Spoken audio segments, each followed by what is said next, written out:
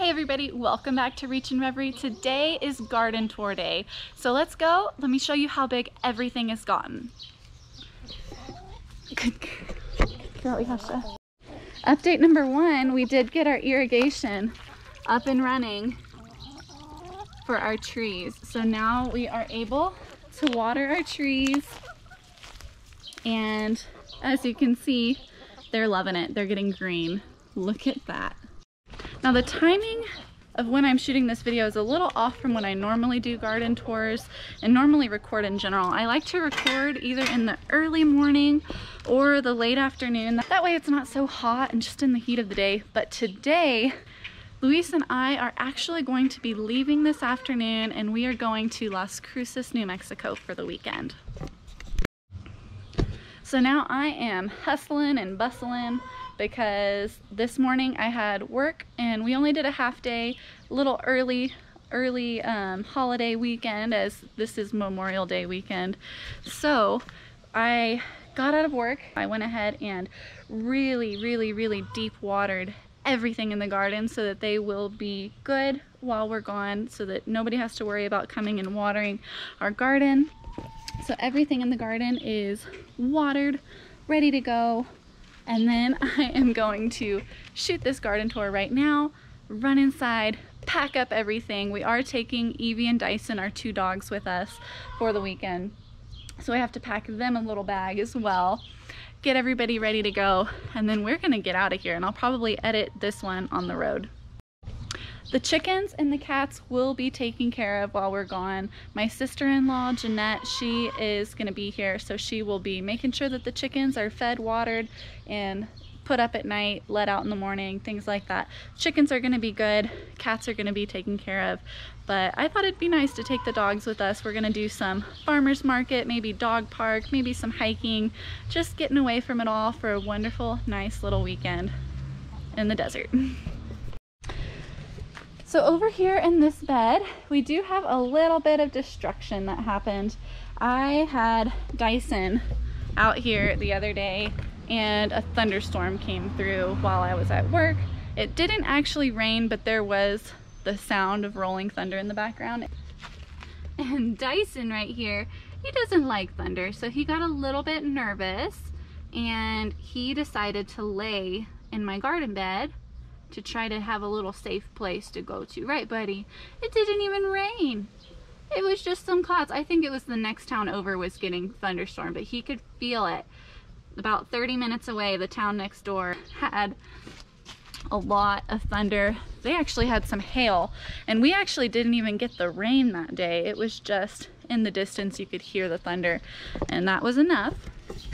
He decided to dig up most of my poppies, and he ate my borage. It's coming back a little bit, but he ate almost all of this borage. I think it was calming to him. Borage is cucumber flavored. And then over here, Dyson decided to lay down in my yarrow bed. Can you see that? It's all squished and pushed down. He was laying in my yarrow. He thought that that was a nice, comforting place to be. Now, when we get bad weather, I don't have the chickens out and I don't have the dogs out. I usually have the dogs in the house, the chickens safely in their chicken run, but we weren't expecting rain. And we didn't get rain, but there was thunder in the distance, and that was enough for little Dyson to panic and decide that he wanted to dig up stuff and try to nestle down, which is fair. He was by himself out here. He got a little nervous, so. Now in this bed, I do have Jarrahdale Pumpkins, which are a blue grayish skinned pumpkin that stores really well, has a great shelf life.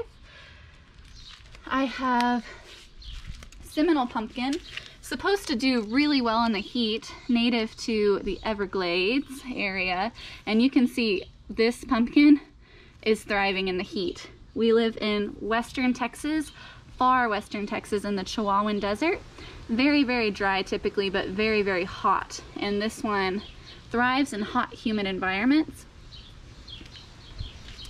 We got Salvia blue sage. This borage Dyson didn't get to, thank goodness. And then back here I have a Lady Godiva pumpkin, which is a pumpkin that produces pepitas, or whole-less seeds. So you don't have to take the little shell off of the pumpkin seed. You can just roast them and eat those pepitas fresh out of the pumpkin. And then my yarrow is hanging in there, still flowering. A lot of flowers are going to seed, and we have the little squished down area. Yarrow is perennial. I do expect this plant to recover.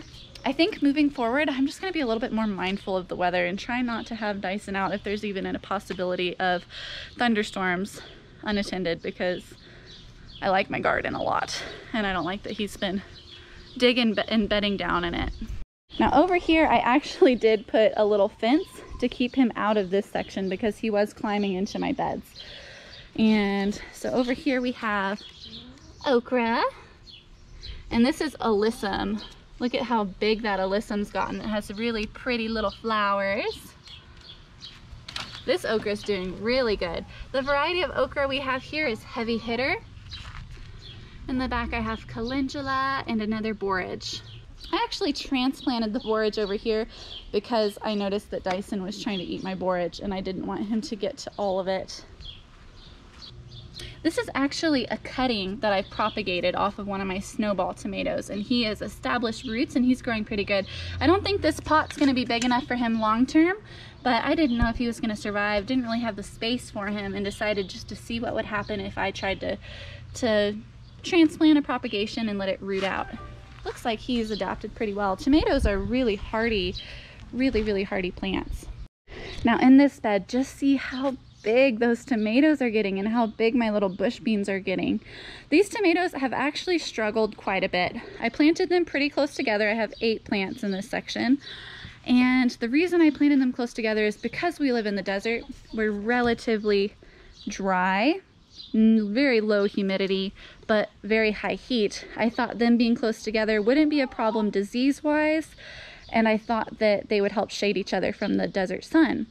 Now, funny thing is, we are in a really rainy season this year. We've already have 3 times our annual average rainfall, and it is in the end of May. For the past 3 weeks, we have had thunderstorms in our area every single day. We have had a ton of rain, and even when it doesn't rain, the humidity is spiked up because it's raining all around us. So this year, I have struggled so much with pests, with bugs on my plants, with humidity problems with my plants, and spacing issues, because usually in a desert, you can get away with spacing your things closer together as long as you feed them more. This year, it doesn't feel like a desert very much in our little backyard oasis. So what I've done is I have been heavily pruning my tomatoes and keeping all of the lower foliage pruned off. So I have been taking off any leaves that are low and touching the ground or touching the beans, just to kind of keep disease at a minimum. When tomato plants' leaves are wet and stay wet, they tend to get sick faster. And of course, being close to the beans, they're going to get more bugs on them as well. So that was a challenge this year that I didn't expect. I was expecting a hot, dry season, and so far we have had a hot, humid, very damp, wet season. And that is a little out of my element, a little out of my comfort zone, but a great experience. So we're going with it. Beautiful amaranth right here. This is Juana's orange, and a huge borage sitting under there. My beans are already flowering. Isn't that pretty? I have red Swan bush beans. I also have golden butterwax. We have a couple lima beans, and we also have mung bean. The mung beans are smaller than I expected them to be. Look at how cute those little plants are. Red Swan bush beans are pulling ahead of the pack maturity wise. Look, our first little bean. You see that? Little baby bean. Oh, that's really cute. And then lima beans over here. I did also plant a couple Cherokee wax beans because my lima beans didn't germinate very well. So in a couple of these holes, we're gonna have some Cherokee wax beans. Man, I cannot believe how big these tomatoes have gotten in just a week. I mean, last week I was looking at them thinking, man, these guys gotta hurry up and grow. I blink, turn around, and bam. It's astounding. It just blows my mind how big these are. This one on the end is white currant tomato. We already have some little tomatoes starting to develop. I have Brad's Atomic. This is a orange peach tomato. We have the spoon tomato. Look at this. Those tomatoes are tiny, tiniest tomatoes in the world. Oh my goodness. Beautiful little things. And then around the side, I have Dr. Weish's or Dr. Witchy's. We have Paul Robeson. Paul Robeson is leading the pack on tomato production, aren't they? We have Amish Paste. And then this is Chihuahuan Desert Star. Now Chihuahuan Desert Star is a little deformed. I don't know if this is a tomato variety specific trait or if there's just something wrong with this tomato. But the branches are growing in a spiral formation and the leaves look a little deformed. What is that about? Look at that, they just kind of spiral. Like this leaf is upside down and it just kind of is twisty. But it's growing, so I'm just gonna let it be and keep an eye on it. I wasn't expecting this white currant to take over this side of the trellis as much as it is. It is just growing huge, kind of covering up the spot I wanted to grow my amaranth in. I was hoping to grow the amaranth up and tie it to the trellis so the wind wouldn't knock it down. And now, I'm not really sure. I'm just gonna kind of have to see what happens here. Because this guy, his space was over there and he's coming out this way, probably reaching for the sun because we're under this pecan tree. This spot gets full sun about half of the day, but now that we are in the afternoon, it's getting afternoon shade, and then as the sun goes down, it will get more full sun a little bit later this afternoon. We got a beautiful little peanut here. This is the Ecuadorian pinstriped peanut, and I did go ahead and put some more bush beans in this pot. The time it takes bush beans to grow and produce fruit is about the same time it takes the peanut to grow and start to flower. So I'm hoping that by the time this flowers, we'll already have some bean production. I can pull out the beans and give this pot to the peanut solely. Peanuts need a lot of space to grow because they have to grow up and they flower, and the flower has to go back to the ground, and they develop the peanuts underground.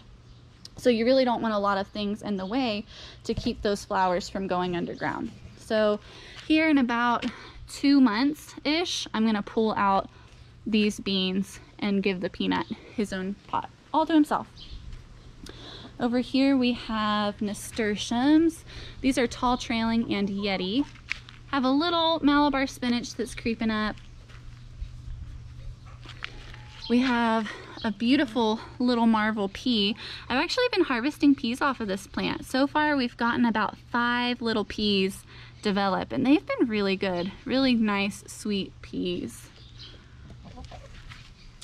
On this side of the trellis, I have the Chinese noodle bean. It's a red colored, really, really long bean. And then we also have more tall trailing and Yeti nasturtiums. And then tucked in here, I also have a couple Tigger melons. I have 3 in this space.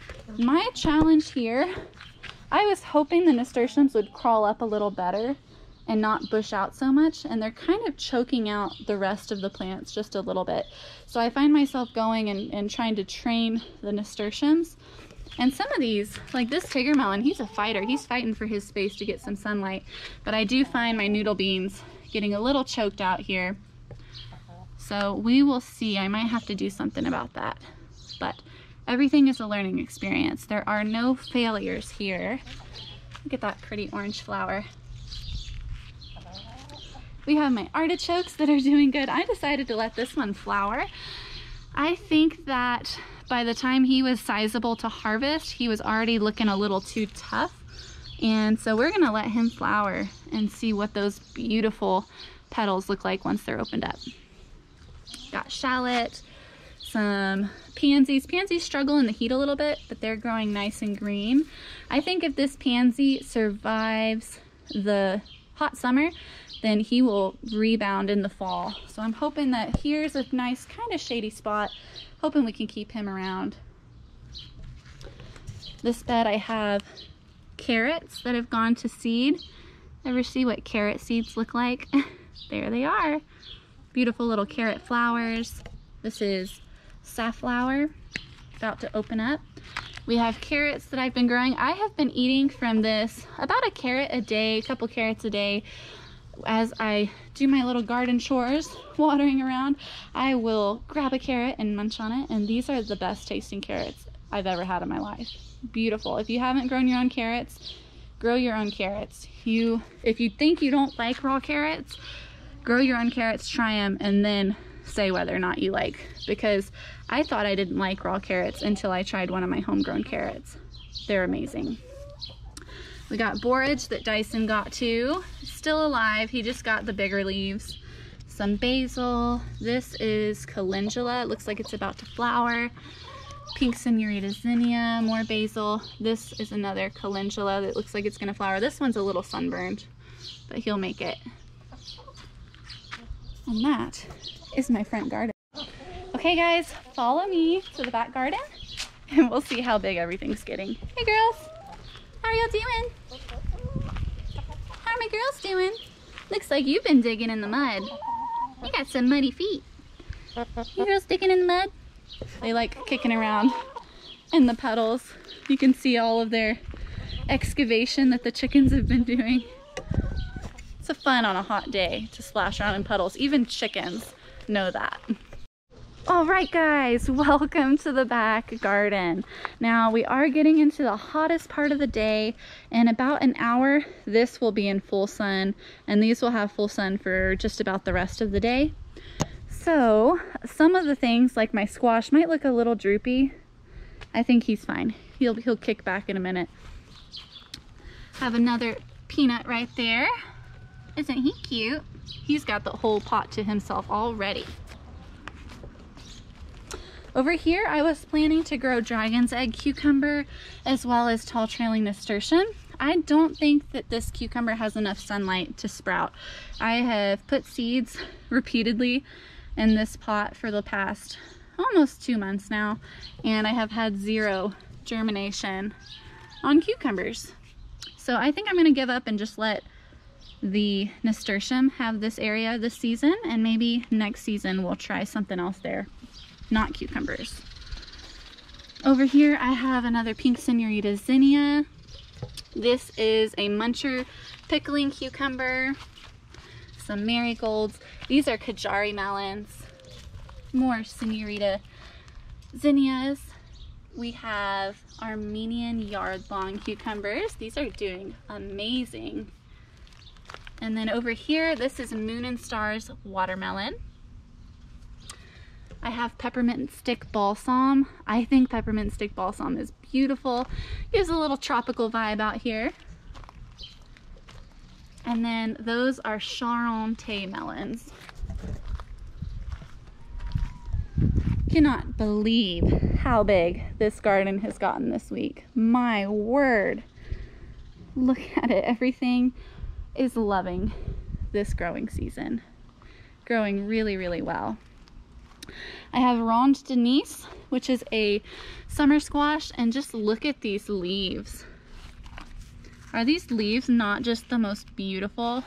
I really love these leaves. And they'll perk up once they get back in shade. I have Little Fingers eggplant. This is a Pattison Panache Jaune et Vert summer squash. Got a little volunteer basil, and these are more eggplants.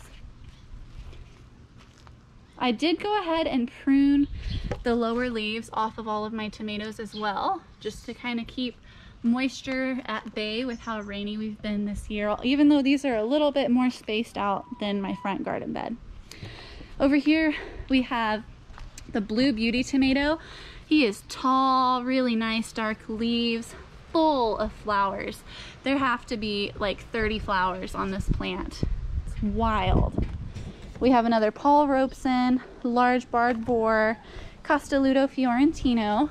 This is my snowball or white beauty. which is very stalky, growing nice and evenly, growing massive flowers. Then we have Get Stuffed. He's a little later start than the rest, but he still looks healthy. And our Crimson Cushion. Our flower bed is doing really good. We have a really cute orange cosmos. These are lemonade cosmos. Fennel. My nasturtiums and marigolds are doing good. Look at this marigold. This is giant yellow. He hasn't opened up yet, so that's not even as big as that flower is gonna get. Compared to our other marigolds, that flower is massive. We also have pole beans in the back, rattlesnake, and purple potted. Over here is our bachelor button bed. Got pretty pastel pink, some nice purples, and get a look at this. That is Scarlet Peony Poppy. Really pretty. A little sunburn. He's been in the sun all week. Really nice long-lived poppy plant.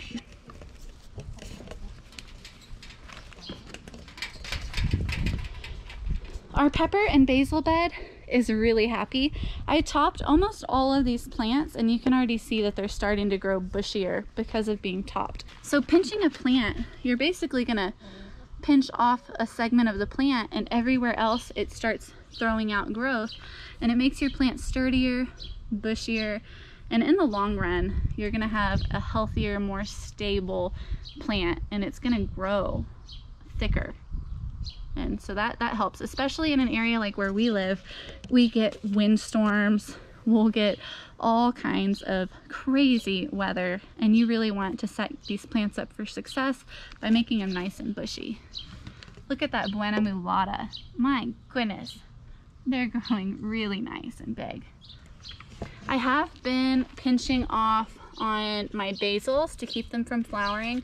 When you get hot weather, you tend to get your basil going to seed, and it changes the flavor, and your basil just isn't going to be as scrumdiddlyumptious. So like today I pinched off the new growth here, and you can see it's going to put off 2 new stems here, and it's just going to grow bushier, and it's going to keep it from maturing as fast, which is good because you want tender, supple basil for your pestos. Lastly, we have our green stalk. Everything is growing so well, and I am just astonished by how good everything does in this little garden planting tower.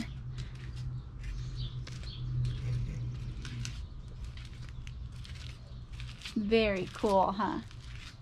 Alrighty guys, that's all I have for you today. I need to get inside and pack my bags for our little road trip this weekend. If you like this video, don't forget, give it a big thumbs up, subscribe to our channel, and I'll see y'all